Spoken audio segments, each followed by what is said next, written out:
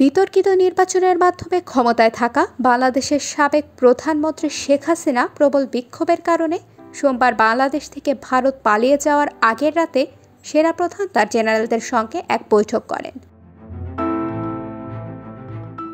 ওই আলোচনায় থাকা দুই কর্মরত সেনা কর্মকর্তার বরাতে বার্তা সংস্থা রয়টার্স জানায়, বৈঠকে সিদ্ধান্ত নেওয়া হয় যে কারফিউ বলবৎ করার জন্য সৈন্যরা বেসামরিকদের উপর গুলি চালাবে না। সেনা কর্মকর্তা বলেছেন, বৈঠকের এ বার্তাটি পরিষ্কার ছিল যে হাসিনার আর সেনাবাহিনীর সমর্থন পাচ্ছেন না। একজন ভারতীয় কর্মকর্তা বলেছেন, বাংলাদেশের সেনাপ্রধান জেনারেল ওয়াকার উজ্জামান বৈঠকের পর হাসিনার অফিসে পৌঁছান এবং সাবেক প্রধানমন্ত্রীকে জানান যে তার সৈন্যরা কারফিউ কঠোর করতে পারবে না।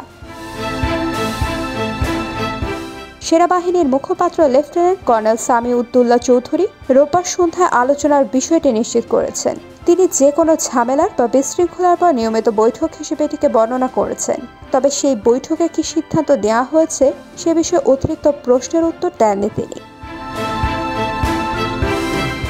বাংলাদেশের সেনাপ্রধান জেনারেল ওয়াকারুজ্জামান হাসিনার প্রতি সমর্থন প্রত্যাহারের সিদ্ধান্ত প্রকাশ্যে ব্যাখ্যা করেননি। বাংলাদেশের ৩ সাবেক সিনিয়র সেনা কর্মকর্তা বলেছেন, বিক্ষোভের মাত্রা এবং কমপক্ষে ২৪১ জন নিহত হওয়ার কারণে যে কোনো মূল্যে হাসিনাকে সমর্থন করা সেনাবাহিনীর জন্য সম্ভব ছিল না। এ বিষয়ে অবসরপ্রাপ্ত brigadier general M Sakhawat Hossain বলেন, সেনাদের মধ্যে অনেক অস্বস্তি ছিল। সেটি সম্ভবত সেনাপ্রধানের উপর চাপ সৃষ্টি করেছে, কারণ সৈন্যরা বাইরে রয়েছে এবং আসলে কি ঘটছে তা দেখছে।